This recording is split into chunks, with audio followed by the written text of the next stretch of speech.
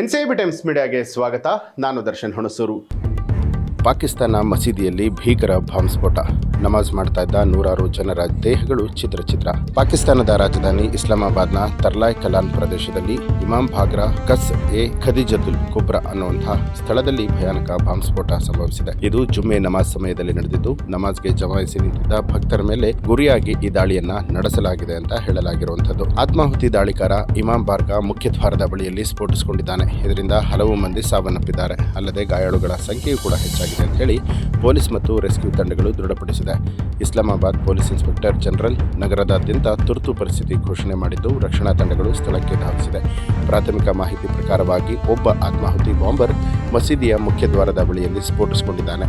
ಜುಮ್ಮಾ ನಮಾಜ್ ಸಮಯದಲ್ಲಿ ಈ ದಾಳಿ ನಡೆದಿರುವಂತಹ ಹಿನ್ನೆಲೆಯಲ್ಲಿ ಹೆಚ್ಚಿನ ಸಾವು ನೋವುಗಳು ಆಗುವಂತಹ ಆತಂಕಗಳು ಹೆಚ್ಚಾಗಿದೆ. ಈ ಒಂದು ಘಟನೆ ಪಾಕಿಸ್ತಾನದಲ್ಲಿ ಇತ್ತೀಚಿನ ತಿಂಗಳಲ್ಲಿ ಹೆಚ್ಚಾಗ್ತಾ ಇರುವಂತಹ ಸಾಂಪ್ರದಾಯಿಕ ಹಿಂಸಾಚಾರದ ಭಾಗ ಆಗಿದೆ. ಇಸ್ಲಾಮಾಬಾದ್ನಂತಹ ಭದ್ರತಾ ವಲಯದಲ್ಲೇ ಇಂತಹ ದಾಳಿ ನಡೆದಿರುವಂಥದ್ದು ಗಂಭೀರ ಚಿಂತೆಗೆ ಕಾರಣ ಆಗಿದೆ. ಇದುವರೆಗೂ ಕೂಡ ಯಾವುದೇ ಸಂಘಟನೆ ಜವಾಬ್ದಾರಿಯನ್ನು ಹೊತ್ಕೊಂಡಿಲ್ಲ. ತನಿಖೆ ಇನ್ನೂ ಕೂಡ ಮುಂದುವರಿತಾ ಇದೆ. ಹೆಚ್ಚಿನ ವಿವರಗಳು ಬರಲಿದೆ ಅಂತ ಹೇಳಿ ಮೂಲಗಳು ತಿಳಿಸಿದೆ.